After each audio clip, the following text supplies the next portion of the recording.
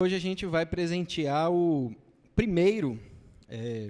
a primeira pessoa que chegou aqui hoje, que não seja da equipe, obviamente. E aí parece que o nome que foi colocado é Breno. Então é Breno mesmo. Pode vir aqui. Parabéns. A sua pontualidade hoje rendeu um livro. Vamos começar então. Vou convidar o reverendo Ricardo aqui para frente, fazer uma oração. Depois o reverendo Hermster vai tomar a palavra para mais uma palestra aqui.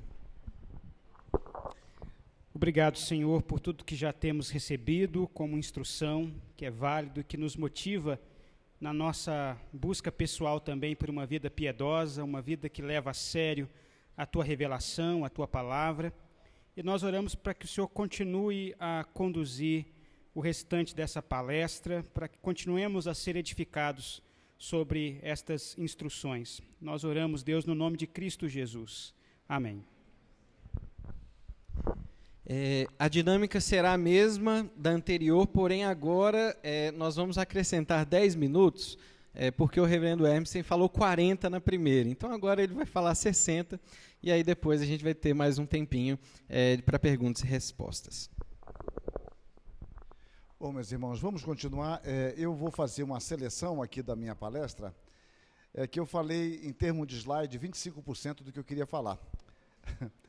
Então eu estou pulando já para um outro capítulo, eu vou falar o capítulo 2, depois vou dar mais um salto e para os finalmente.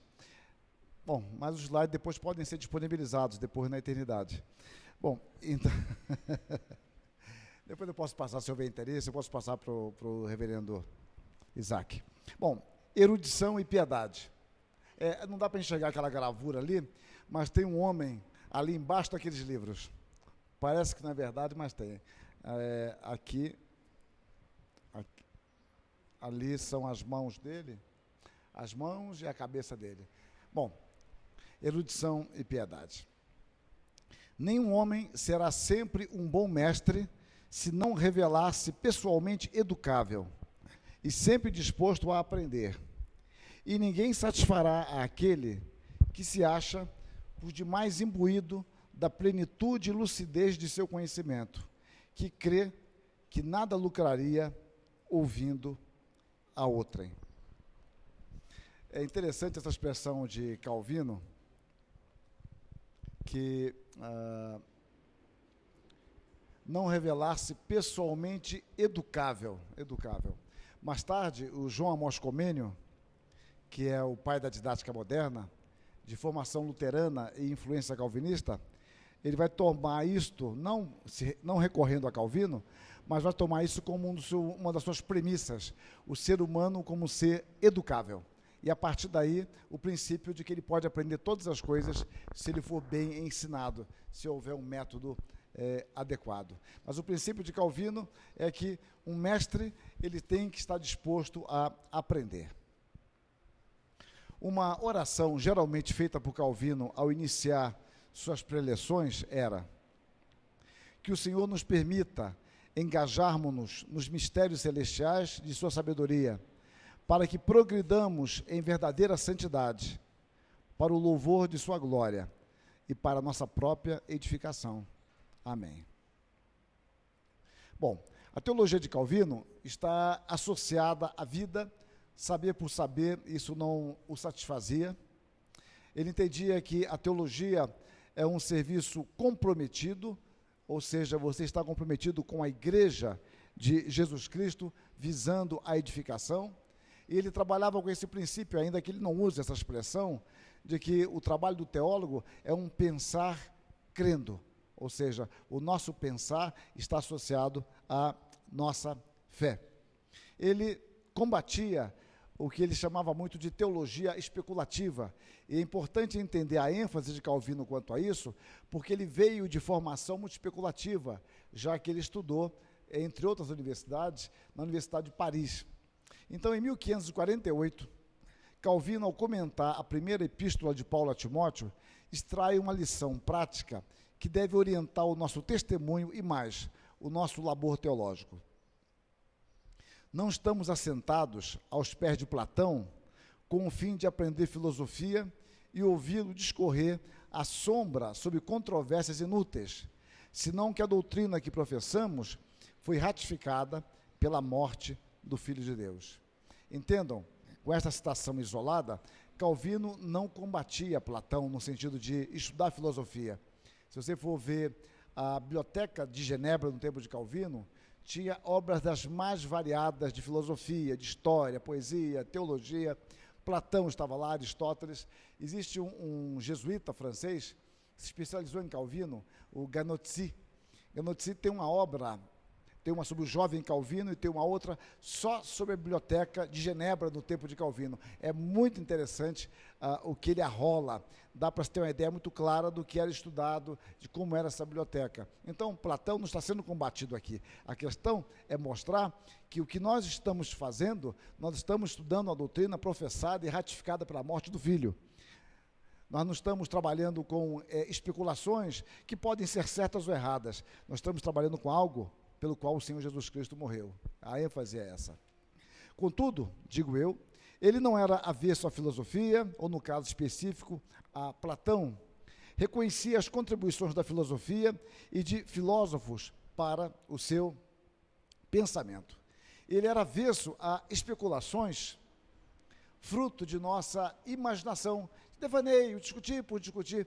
Eu uso um exemplo acadêmico, meus exemplos são muito acadêmicos, não sei se vocês vão alcançar. É um exemplo de um desenho animado, de um cachorro. Eu falo que ele é cão pastor, mas não é um cão reverendo, é cão pastor. De um cão pastor e uma raposa. Alguns falam que é coiote, eu acho que é raposa. Que eles vão para o trabalho juntos. Eles vão juntos, batem o sinal, o cartão e viram inimigos.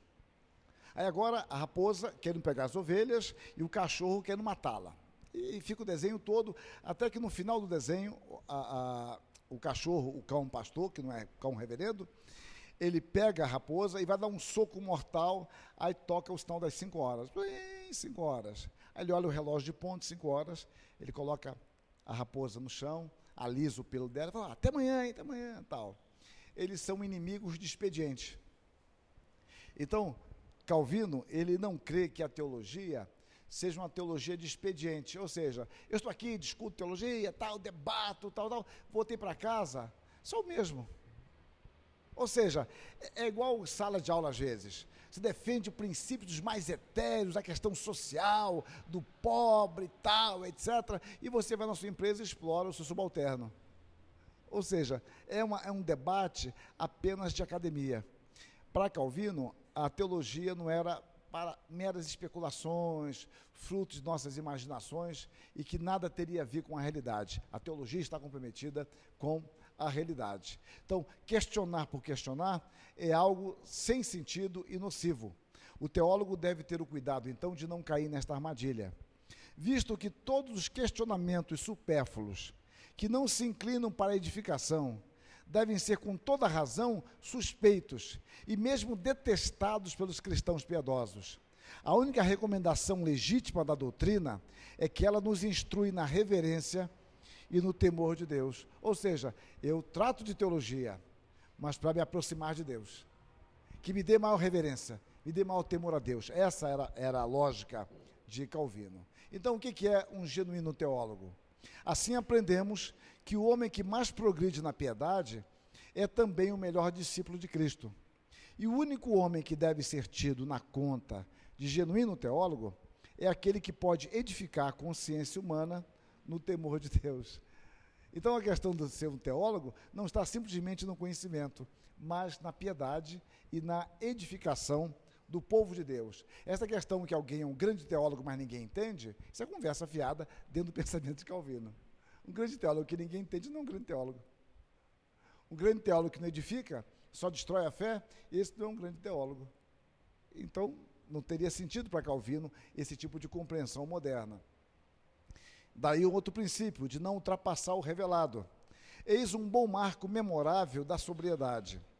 Se em nossa aprendizagem ou em nosso ensino seguirmos a Deus, tenhamo-lo sempre adiante de nós.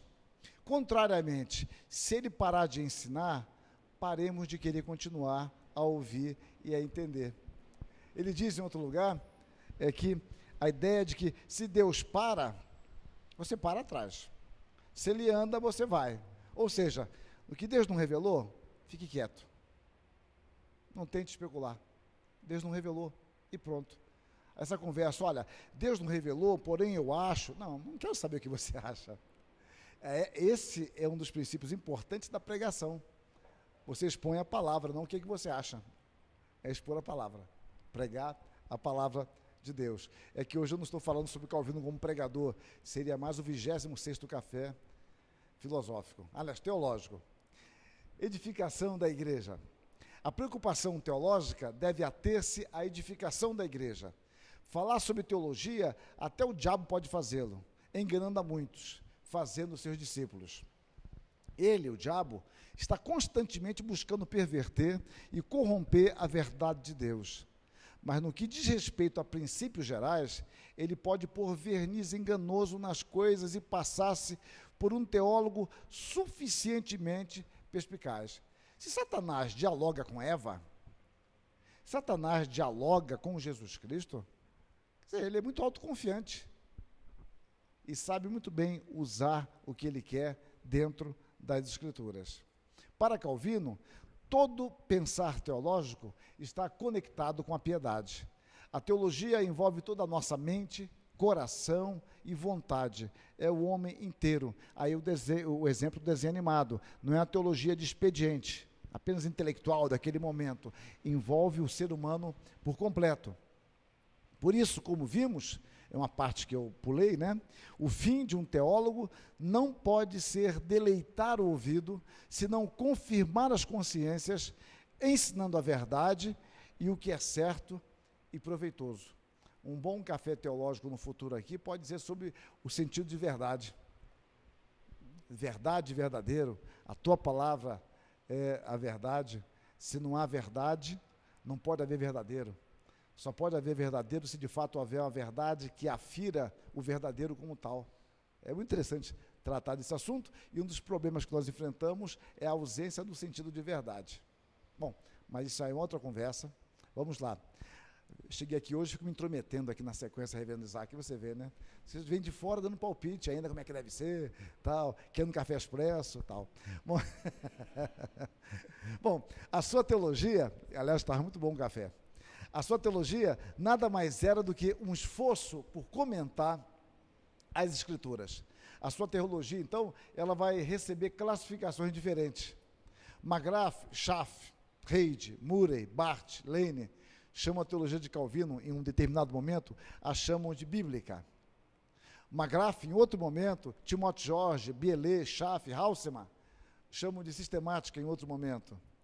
Murray chama de devocional. Afinal de contas, é bíblica, sistemática ou devocional? De acordo com a ênfase que ele dá em determinado momento, parece que é devocional, que é sistemática, que é bíblica, que é uma tipologia que Calvino, por sinal, estava longe de tratar destas abordagens, ou dessa tipologia. Melanchthon o denominou de o teólogo. Era uma expressão muito usada por São Tomás de Aquino para falar de Aristóteles. Quando São Tomás de Aquino menciona Aristóteles, chama de o filósofo. E o Melanchthon faz isso com Calvino, o chama de o teólogo. A história dos comentários bíblicos de Calvino e as sucessivas edições das Institutas se confundem. Por que se confundem? Porque Calvino, ele trabalhava a sua exegese com pressupostos teológicos, é óbvio. Ninguém faz teologia sem pressuposições. E conforme ele ia tendo uma compreensão mais ampla das Escrituras, isso ia refletindo nas Institutas. Porque ele pregava, ele escrevia cartas, ele escrevia comentários e as Institutas. Então, uma coisa gerava a outra. Calvino fez a primeira edição das Institutas em 1536. E, a partir de então, ele começou a escrever e traduzir para o latim. Ele escrevia, escrevia em latim, traduzia para o francês. Escrevia em latim porque atingia a intelectualidade. Era costume isso na época. As grandes obras não eram escritas na língua materna não havia ênfase à língua materna no tempo ainda da reforma. Isso é uma conquista que vai ser gradativa. Se você estudar os livros que eram publicados, você vai ver que o grande assunto era religião e a língua era latim. Saía em francês 1% da literatura, 2% em inglês, 2% em alemão, ou seja, era muito pouca coisa, não se dava ênfase a isso. A ênfase era escrever em latim, porque o povo era analfabeto. Quem eu queria que lesse minha obra era o povo intelectualizado de todas as regiões. Então, não era uma coisa comum escrever na sua língua. O próprio Descartes, que foi um inovador disso, mas já no século XVII, em 1637, quando ele escreve o discurso do método, ele escreve em francês. Então, aquela conversa que Descartes falou, cogito ergo sum, é conversa fiada. Ele escreveu em francês, não foi em latim. Mas dá um certo charme, né, falar em latim. Então, mas não era comum isso. Então, Calvino, ele queria atingir a todos, mas logo em seguida ele queria atingir o seu povo com o francês. Então, ele foi ampliando as institutas. Então, ele vai fazer isso até 1559. Tem umas 8 edições das institutas, sempre ampliada e sempre traduzidas por ele mesmo. Em português, nós temos aquela verdinha que está ali à porta, é a última edição, a de 1559, que ele fez em latim. É a definitiva, que está em português, e também a Unesp fez a mesma tradução, a mesma edição. E em português você tem também uma tradução que é da segunda edição francesa, que foi traduzida, foi escrita por Calvino em 1536. Em 1539 ele fez a segunda edição em latim, e em 1541 ele traduziu a segunda edição para o francês.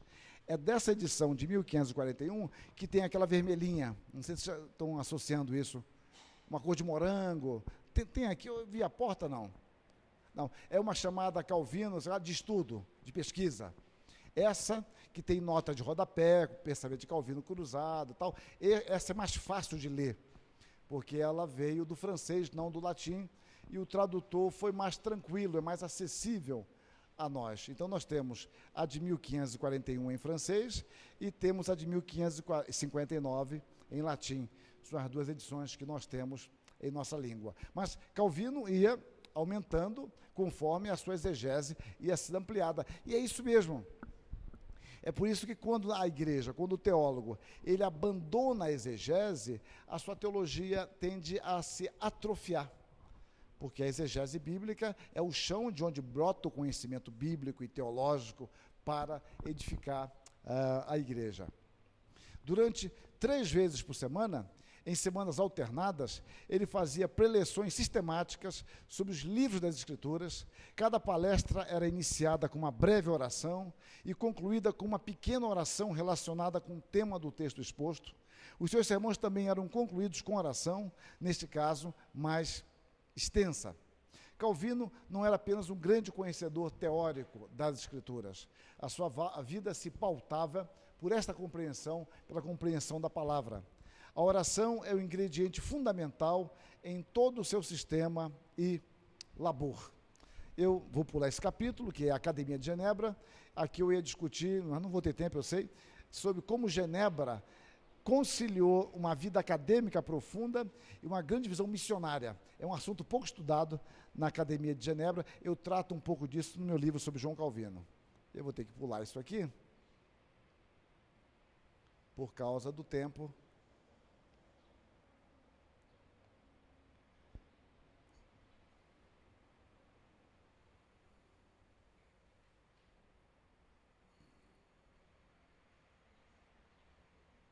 E vou para o slide 103, viu? Andei rápido.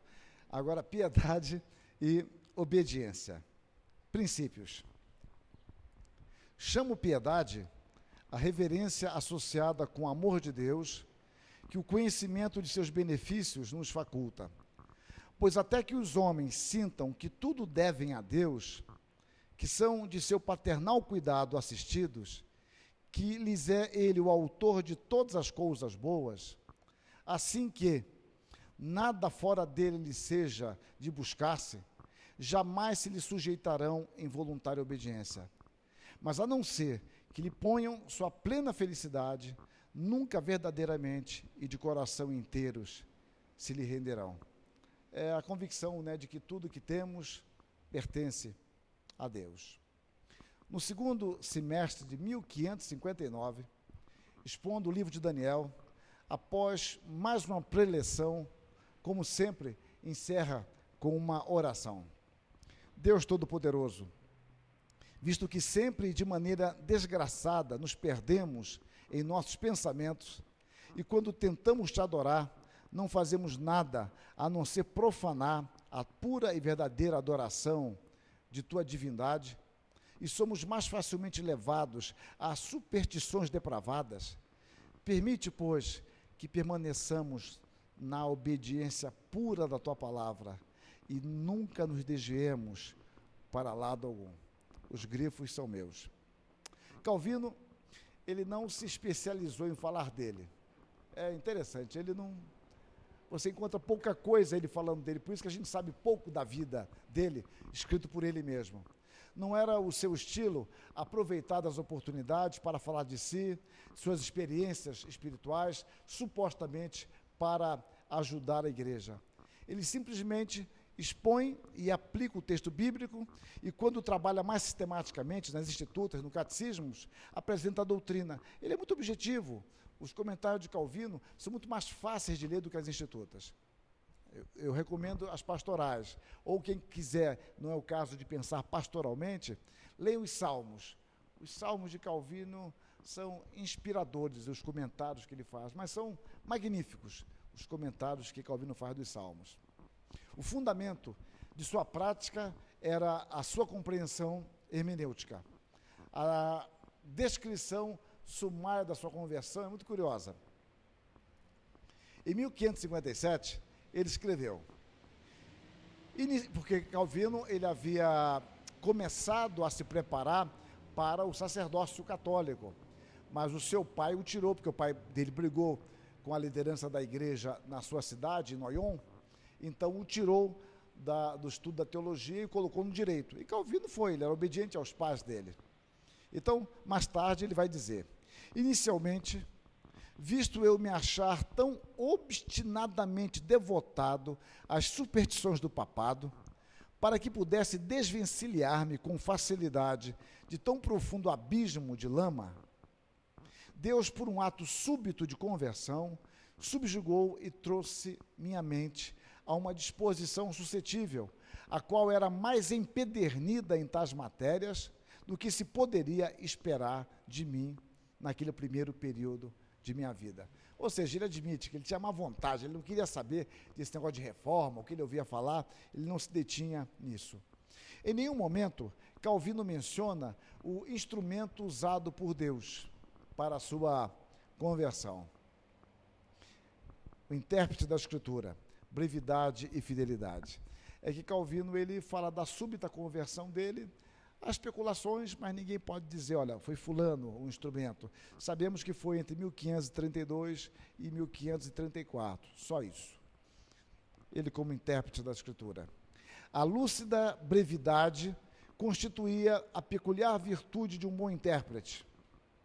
Visto que quase a única tarefa do intérprete é penetrar fundo a mente do escritor, a quem deseja interpretar, o mesmo erra seu alvo, ou no mínimo ultrapassa seus limites, se leva seus leitores para além do significado original do autor. Que um dos irmãos aqui perguntou, né, de tentar conhecer o texto no seu objetivo primário, ou seja, é este o caminho. Nós não devemos levar os leitores para além do significado original do autor, ou seja, o que o autor quer dizer é isso, e pronto. Eu aplico agora ao nosso contexto, mas eu tenho que entender primeiramente o que ele disse. Agora, no Encontro da Fiel, eu tive que dar um mini curso lá para o pessoal do Martin Bucer, e o tema foi esse, Calvino como leitor, intérprete e expositor da Escritura. É muito interessante estudar essa perspectiva dele, como ele lia a Escritura, como ele interpretava e como ele expunha. Aqui apenas levanta a lebre, né? Caminha para esse lado, mas não é o nosso assunto hoje aqui. Anos mais tarde, em 1546, escreveria: não aprecio as interpretações que são mais engenhosas do que sadias. E às vezes a interpretação, a gente fala, eu preciso de mais fé para quê nessa interpretação do que no texto bíblico. Eu lembro que quando eu era estudante, eu lia muito um autor escocês, muito liberal, e esse autor não crê em milagres. Então, eu me lembro de uma explicação dele, de Jesus Cristo andando por sobre as águas. Depois Pedro foi ao encontro dele e Pedro quase se afogou. E ele falou, olha, o que acontece é o seguinte, é que Jesus Cristo conhecia os bancos de areia e Pedro não conhecia. Então Pedro estava indo bem, mas se distraiu, escorregou e caiu. Então o milagre não é andar sobre as águas, é conhecer o banco de areia, tal, etc, etc. Jesus Cristo conhecia, Pedro não, então, que era pescador. Então a gente ficava pensando, eu preciso ter mais fé para crer nisso do que crer nessa interpretação. Esse autor, às vezes, inventou uma outra, era a multiplicação dos pães.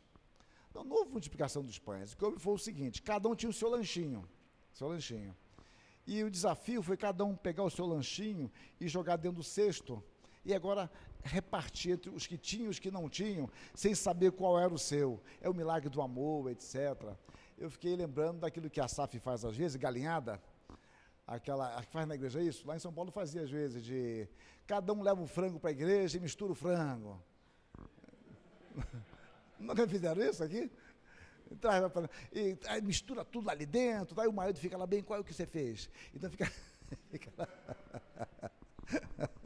Bom, então o milagre não seria a multiplicação dos pães, mas o negócio do amor, cada um abrir seu coração, deixar o seu lanchinho, em vez de comer o frango em casa, eu vim comer na igreja, é isso que é o grande milagre. São coisas muito sutis, né? Mas haja fé para isso. Bom, voltemos aqui.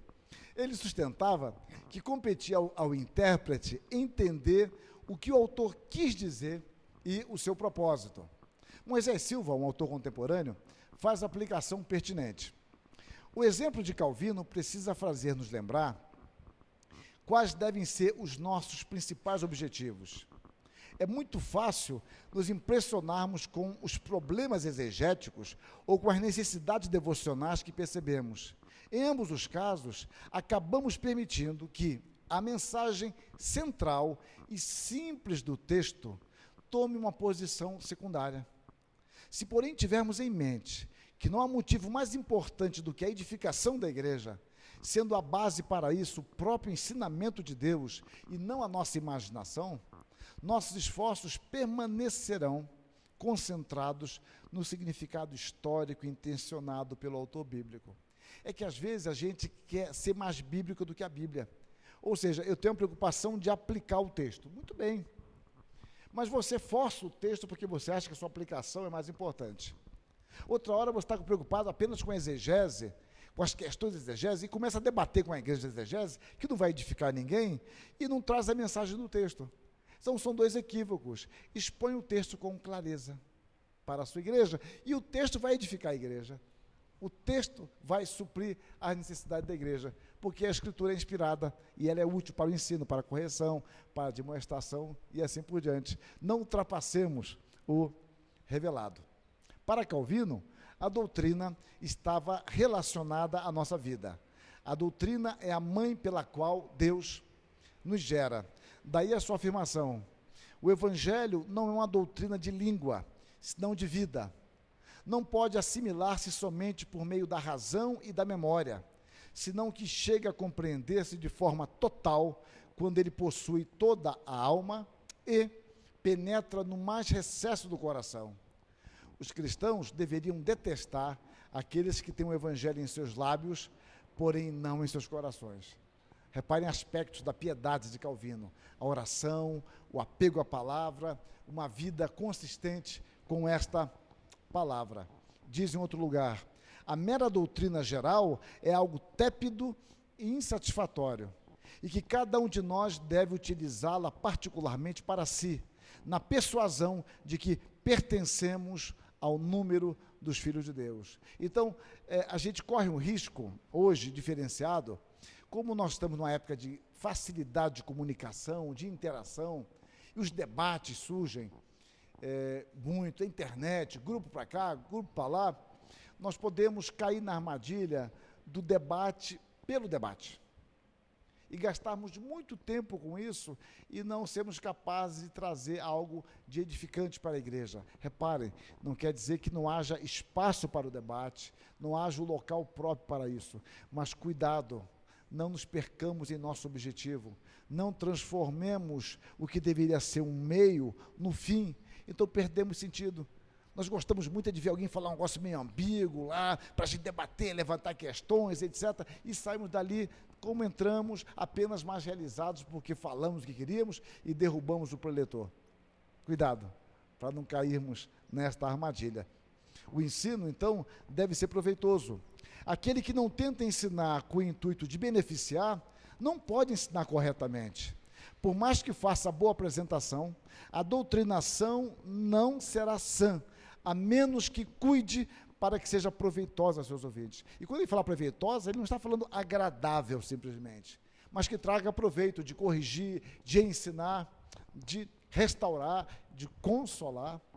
A Escritura sendo útil. Então faça isso, exponha a palavra, e não há outro método, senão expondo a palavra de Deus. Eleição, estudo e oração. Não deixa de ser instrutivo e revelador o fato que na edição final das Institutas, essa de 1559, Calvino ter tratado da doutrina da eleição depois de um longo capítulo sobre oração. Porque Calvino, ele vai rearranjando as Institutas. Se você pegar a edição de estudo de 2006, tem uma tabela com algumas das edições. Não dava para colocar naquela tabela tudo. Mas ali você tem a realocação de capítulos. O capítulo 1º foi para tal lugar na segunda edição, voltou para lá. É feito isso. Então, quando você vai ver a última edição, essa aqui em espanhol é a última edição, que é a mesma daquela ali, da Unesp, nessa última edição, o capítulo sobre eleição, não é bem um capítulo, são 4 capítulos sobre eleição, é o livro 3, aliás, são tópicos, né? Livro 3, capítulo 21, 22, 23 e 24, exatamente, são 4 capítulos. Livro 3, de 21 a 24, ele trata sobre eleição. O 25, ele trata da ressurreição e termina. Mas o 3:20 é um pouco maior do que o 3:21, 22, 23 e 24. E esse 3:20 é sobre oração. Calvino trata mais sobre oração do que sobre eleição. E, curiosamente, eu creio que não foi por um acaso, que na edição final, ele entra no assunto eleição logo após tratar de oração. É como se dissesse, olha, esse assunto aqui precisa de muita oração. Essa é a minha leitura a respeito disso. Mas o capítulo sobre oração é maior do que os 4 capítulos sobre a doutrina da eleição. Aqui é uma gravura que eu coloquei, mas fica pouco legível. Se eu ficar até 10 da noite, eu acho que vocês esperarem, fica visível. Aqui é a igreja onde Calvino pastoreava, em Estrasburgo, os refugiados franceses. Parece uma coisa grande, mas não é. Ela é bastante modesta, se a gente vê a igreja de Martin Bucer. Então, é aqui. Ela fica fechada, não dá para entrar, só marcando hora. Aqui outra foto dela, é a pena, né? Sugiro que faça uma vaquinha para mudar essa lâmpada. Aqui é a placa, é o seguinte, não dá para ver, eu sei, mas aqui, pela fé vocês entendem, aqui tem uma plaquinha.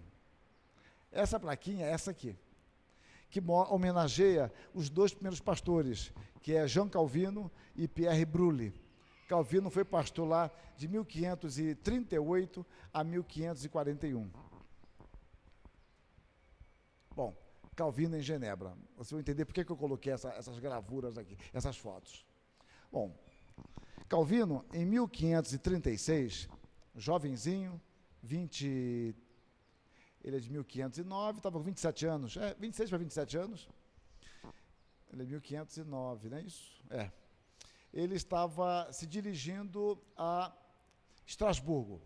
Estrasburgo era uma cidade que na época pertencia à Alemanha, hoje pertence à França. Uma cidade belíssima.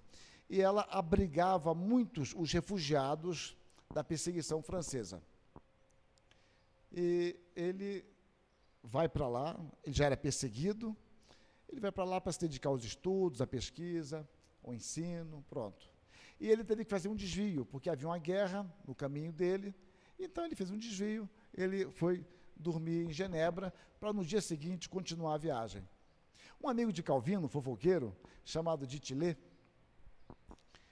vai e conta para Farel que aquele jovem Calvino que havia publicado uma obra recentemente estava por lá. Farel havia iniciado a reforma em Genebra e Genebra havia oficialmente adotado a reforma. Mas adotar oficialmente a reforma pode ser uma questão política. O difícil é implantar a reforma. Implantar a reforma. E Farel lutava com isso, porque nem todos concordavam. E havia os libertinos, era um homem de vida dissoluta. Calvino vai ter no futuro grandes debates com eles. Então Farel, quando soube que Calvino estava no hotel hospedado, lá no Quality da época, era mais simples na época. Então, o que ele faz? Ele vai até lá e conversa com Calvino. Conversa com Calvino e tenta persuadir Calvino a ficar em Genebra. E Calvino falou, não, de jeito nenhum, eu vou para Estrasburgo, eu quero estudar, me dedicar ao estudo. E o Farel insiste com ele, não consegue. Então o Farel, com a habilidade de um elefante numa loja de cristais, lá em Poços de Caldas, então o que ele fala? Olha, então que Deus não lhe dê paz, não lhe dê sossego, que você não encontre paz para a sua alma, que Deus não abençoe você mais. E Calvino então falou, pois não, eu começo quando? Então Calvino ficou. Aí Calvino fica em Genebra. Bom, muito bem. Em 1538, Calvino e Farel saem de Genebra, porque o partido dos libertinos venceu e expulsou Calvino e Farel. E eles foram tão gentis que os acompanharam até a divisa da cidade, a fronteira, para ter certeza que eles iam embora. Eu sempre fico imaginando que Calvino falava para Farel, né? É só imaginação minha. Não falei? Eu queria ir embora, você não deixou agora, vamos nós dois. Então, Calvino, em 1538, vai finalmente para Estrasburgo tocar a sua vida. E Calvino chega em Estrasburgo. Chega em Estrasburgo, agora sim, ele vai se dedicar ao ensino e tal. Lá ele encontra um outro reformador de influência luterana, Martin Bucer. E Martin Bucer recebeu de braços abertos. Falou, Calvino, que bom recebê-lo aqui, sua fama é conhecida, tal. Olha, eu queria que você pastoreasse os franceses, que é aquela igreja que eu mostrei ainda agora. Calvino, de jeito nenhum, eu vim para estudar, não, vou estudar, vou lecionar, pesquisar, etc. E Bucer insiste em nada, e Bucer fala, olha, você está parecendo Jonas, fugindo da missão que Deus lhe deu, cuidado com o castigo de Deus. E Calvino, que é isso? Quando eu começo quando? Aí Calvino, então, vai começar. Eu gosto de contar essa história, porque eu acho engraçado, é que a gente idealiza o líder, né? Que Calvino sabia, tinha plena sabedoria, sabia o que ele esperava, é porque a gente imagina muitos ídolos, como nesses filmes românticos que tem por aí, né? Schwarzenegger, Rambo e tal. Então, que o sujeito, ele vai lá e pega todas as armas que ele acha, e se ele pegar um cortador de unha, aquele cortador de unha vai salvá-lo. Porque ele sabe tudo que ele vai usar. O produtor contou para ele, e ele, é impressionante. Não sobra, se sobrar uma granada aqui, não acabou o filme. Ele vai usar aquela granada, vai jogar para trás, e ele tem a plena compreensão para onde os estilhaços vão, que não vão atingi-lo. Eu acho isso, sim, magnífico, como os heróis são. Pode observar, os heróis sabem tudo. Se o cara falar, não vai chover, o herói fala, não, vai chover sim daqui a 10 minutos, chove. Não tem dúvida. Então a gente imagina os heróis assim. E Calvino é um anti-herói. Porque ele ficou em Genebra sem querer ficar. Vai agora fazer em Estrasburgo um trabalho que ele não quer fazer. Mas ele é persuadido e começa a pastorear os franceses. E ali foi um período muito abençoado na vida dele. Ele ficou muito bem impressionado com os franceses vindo cantando, sem nada, sem seus bens, foram deportados ou fugidos, e eles vão muito alegre cantando na igreja, para a igreja. Isso marcou muito Calvino. Calvino aí ele vai começar a escrever seus comentários da Bíblia. Ele vai escrever o comentário de Romanos, que é o primeiro que ele fez. Aí que ele vai fazer a segunda edição, a primeira tradução para o latim das Institutas, do latim para o francês, e vai escrever a segunda edição das Institutas. Foi um período muito abençoado, muito abençoado. Só que, nesse ínterim, nesse período em que ele está lá, as coisas em Genebra desandam. Genebra era uma cidade muito promíscua. Eu costumo dizer que Genebra era uma espécie de Corinto no século XVI. Embriaguez, vida dissoluta, uma cidade muito corrompida. Então, o que acontece? A cidade se corrompe, o partido libertino perde.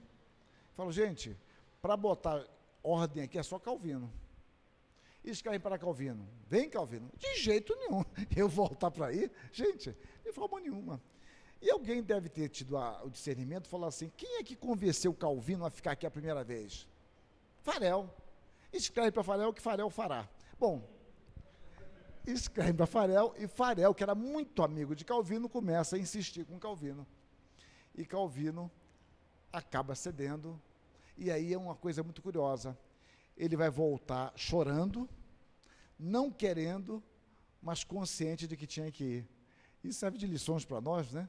Que nós achamos que quando eu tenho que ir, tem que ter clareza e tudo mais, que o coração fique alegre, que a esposa fique alegre, que a sua sogra fique rindo. Bom,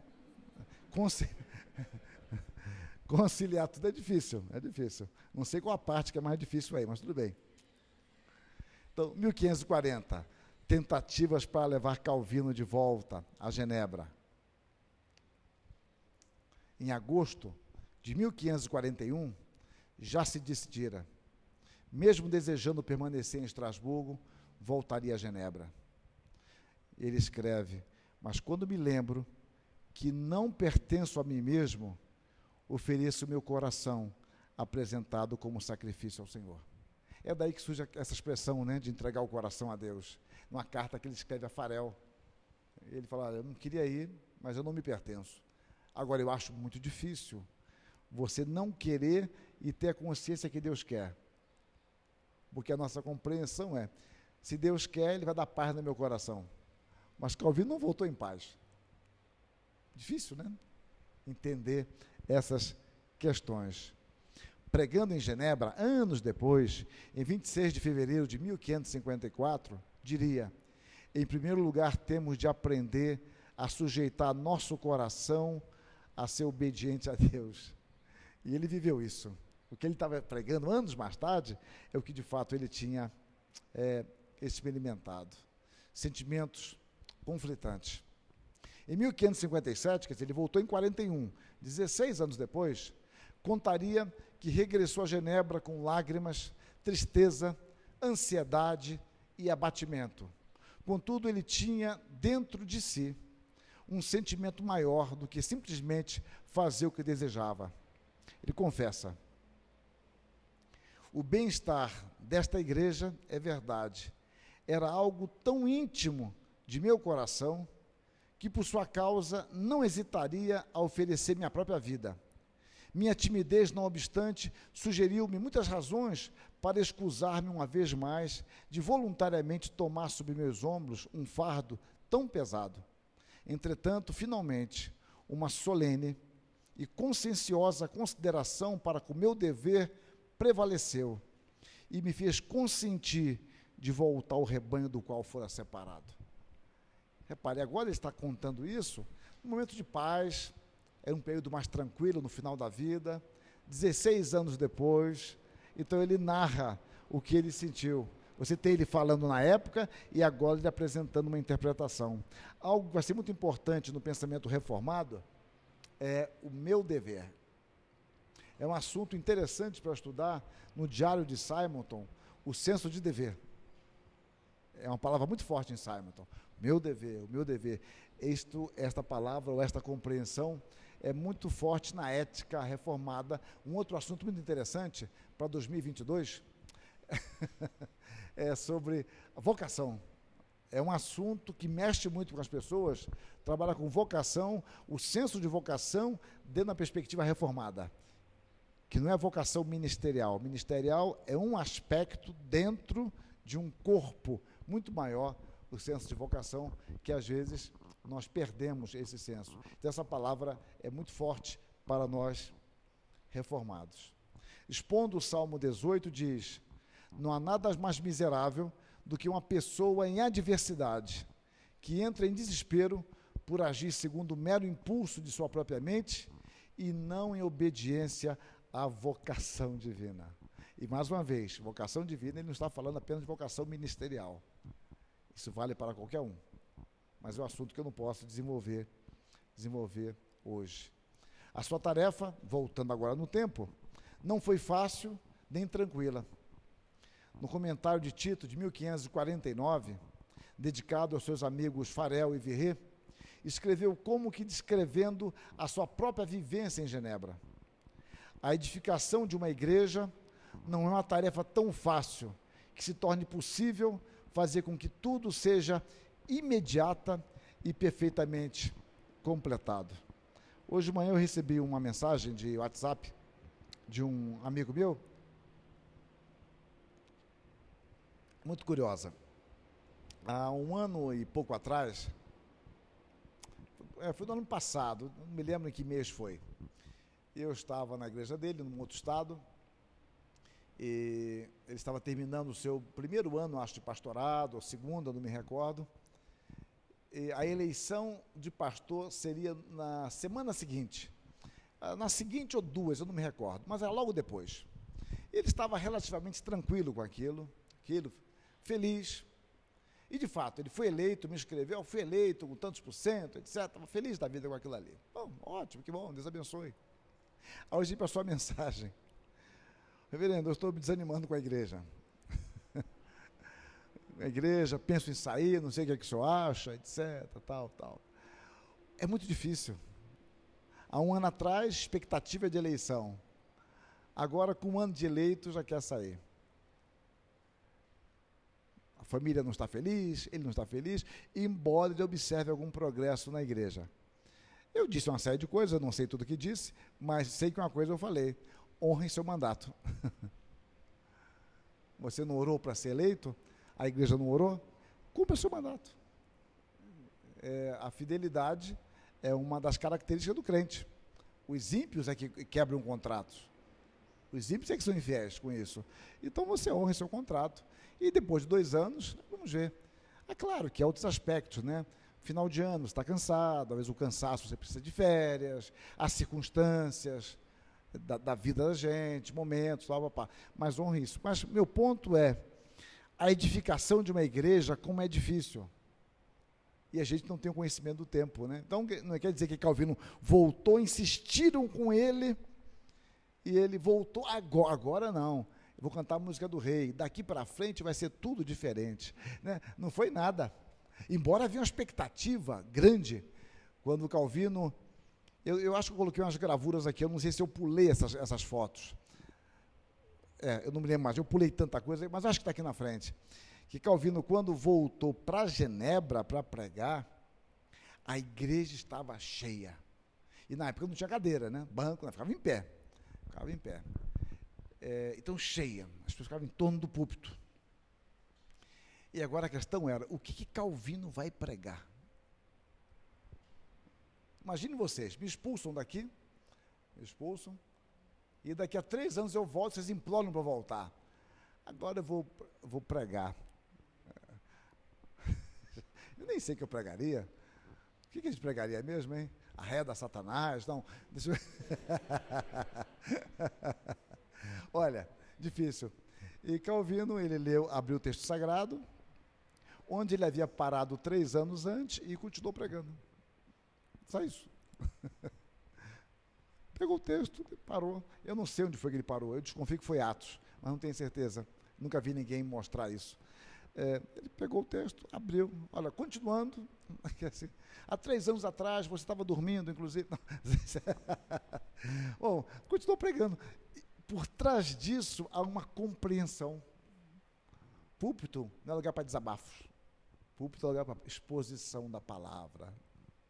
Então, quer dizer, há uma compreensão que determina a sua prática pastoral. Mas então, como eu disse, ele vai escrever em 49, mostrando a edificação de uma igreja não é uma tarefa tão fácil que se torne possível fazer com que tudo seja imediata e perfeitamente completada. Medo, oportunidade do exercício da esperança. A verdadeira prova de fé consiste nisto, que quando sentimos as solicitações do medo natural, podemos resisti-las e impedi-las de alcançarem uma indevida ascendência. Medo e esperança podem parecer sensações opostas, incompatíveis. Contudo, é provado, pela observação, que esta nunca domina completamente, a não ser quando exista aí alguma medida daquele. Num estado de tranquilidade mental, não há qualquer espaço para o exercício da esperança. E é verdade. Eu costumo dizer, como é que você sabe que você persevera? Perseverando. Se você não tem que exercer esperança, não dá para contabilizar. Você pode até falar assim, olha, eu creio que eu resistiria, mas você crê. Mas a vida vai nos mostrar que você passa por situações e fala assim, eu pensei que eu não suportaria. Olha, Deus foi muito bom, e eu pensei que não fosse aguentar. Se alguém dissesse isso para mim antes, eu falaria, eu não aguento. E aguentou. Então, ou seja, ele entende que o medo, a opressão, as dificuldades, são instrumentos, muitas vezes, para que nós aprendamos a exercitar a esperança. É porque a gente olha esses homens como homens feitos e acabados. Mas eram homens como a gente. O Simon chega no Brasil também com 26 anos. 26 anos, gente. Hoje, 26 anos, a mãe está falando assim, eu deixei meu menino em casa, eu saí com cuidado para não acordá-lo, ele estava muito cansado da balada de ontem, né, mas é só de crente. Então, quantos anos é seu filho? 26? Desculpe, se ele tivesse 6. Então, e a gente pega esses homens do passado, a gente pensa que eram perfeitos, eram homens com dificuldades tremendas. Calvino casa, a sua esposa morre logo, ele cria os filhos dela, que ela era viúva. Calvino tinha dezenas de doenças. A doença mais simplesinha que ele tinha era a hemorroida, que o impedia de andar a cavalo.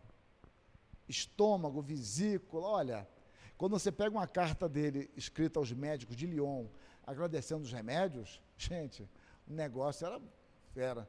Se tivesse para ele lá um bezetacil na época, ia ser uma bênção de Deus. Olha, é uma vida doente, frágil, região fria, sombria, muito difícil, muito difícil. E Deus usou esses homens. E vocês viram que ele é um homem muito comum, no sentido de insegurança, temores, convencimento, persuasão, mas o desejo de obedecer a Deus, de ser fiel a Deus no seu chamado. Calvino permaneceria em Genebra até o fim de sua vida, 27/5 de 1564. Está aqui a foto. Aqui aqui não dá para ver tão bem. Aqui é a foto de 2009, é da igreja de Saint-Pierre, chamada de Catedral de Saint-Pierre, não é porque tem a catedral reformada. Era o nome medieval, né? O nome medieval era este, então obedece até hoje, Catedral de São Pedro. O púlpito não é na frente no centro, é na lateral, porque era uma praxe das igrejas medievais. Eu tenho um livro sobre arquitetura de Genebra, mostrando que Calvino tentou mudar, mas ele não conseguiu. Porque Calvino, ele não tinha tanta força como a gente imagina que tinha. Calvino não é um ditador de Genebra, coisa nenhuma. Calvino, por exemplo, tentou mudar o púlpito da igreja, ele não conseguiu. Calvino queria ministrar a ceia todo domingo, e não conseguiu. Então, ele não tinha tanto domínio assim. A influência de Calvino era a influência como pastor. A autoridade dele era como pastor, pela integridade, pela exposição da palavra, pelo seu testemunho, mas não era uma integridade, não era uma influência legal, que ele determinou, está determinado. Não, as pessoas ouviam por ele ser quem é, era um homem íntegro. Bom, então aqui, é muito bonita essa igreja, pena que não dá para ver tão bem.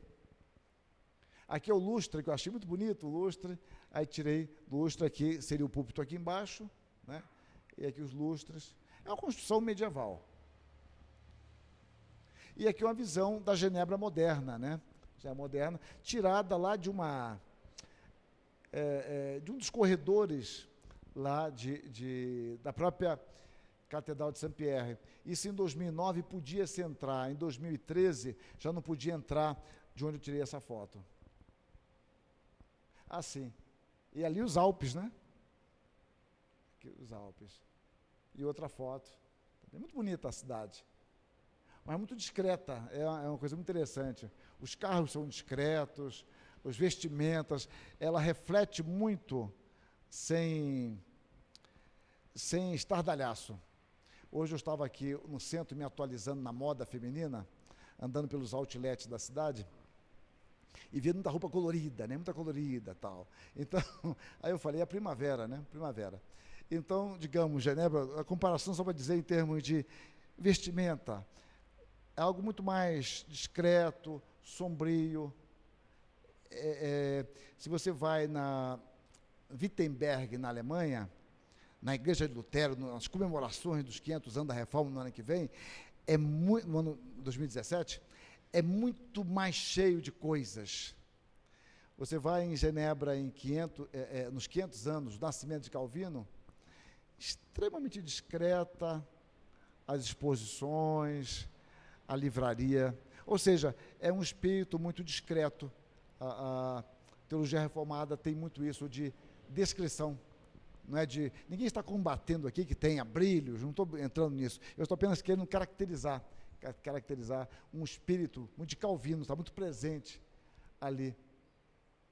E aqui, o púlpito, né, da igreja, o púlpito da igreja de Calvino, não pode subir aqui, não pode subir, mas na época o segurança deixou, era brasileiro que estava ali e tal. Aí deixou, Brasil, Pelé, Corinthians, não, brincadeira, desculpe, estou atleticano. Então, Pelé, café, tal, aí deixou. Em 2013, não deixou, era o outro. Aí falou, não, só se falar com o pastor, papá, porque tem uma cordinha. Tem uma cordinha, desculpa aqui. Tem uma cordinha aqui que impede, mas não é uma cordinha para você tirar, né? Se fosse aqui no Brasil, eu subia aquilo ali, correndo ali, tá. E aqui é um colega nosso, o reverendo Jolson, que estudou aqui em Belo Horizonte. Ele é genro do reverendo Obed, casou com a filha do reverendo Obed, Jolson. E aqui o reverendo Patrick, que está na África ou Ásia, como missionário. Né? O púlpito de Calvino, olha só, se melhorar o sermão, tá bom, né? Apenas uma curiosidade. E aqui é a frente da igreja. Então, é uma construção medieval. A gente acha magnífico, mas se você for em outras igrejas, são muito maiores. Se for na Heidelberg, a de Bussa, em Estrasburgo, são igrejas maiores, não é? Bom, dispenseiros obedientes. Comentando a primeira carta aos Coríntios, quando Paulo fala, eu tenho ainda 4 minutinhos, quando Paulo fala sobre a sua responsabilidade como dispenseiro de Deus, Calvino diz algo que certamente caracterizou bem a sua vida: a obediência a Deus. O Senhor espera que seus servos sejam solícitos e prazerosos em obedecê-lo, em demonstrar alegria, agindo sem qualquer hesitação. Resumindo, Paulo quer dizer que a única maneira para se fazer justiça à sua vocação seria desempenhando sua função com um coração voluntário e de forma solícita. Então, a piedade de Calvino se manifesta muito evidentemente na sua pregação, na sua vivência e na correlação que ele fazia entre vocação de Deus e obediência a Deus, onde Deus o colocar. E eu digo, ele não está falando para pastores simplesmente, mas para todos nós, dentro de um conceito muito amplo de vocação, que todos somos chamados por Deus para desenvolver o nosso talento onde Deus nos colocar. Que Deus nos abençoe assim. Amém. Estou adiantado 2 minutos e meio, não acostume não. Muito obrigado pela atenção de todos.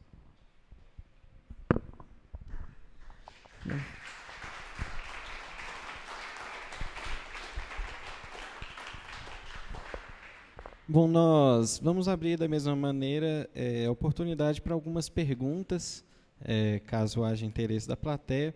Você pode se colocar de pé aí mesmo e fazer a pergunta, caso queira algum comentário. Alguém? Não, então,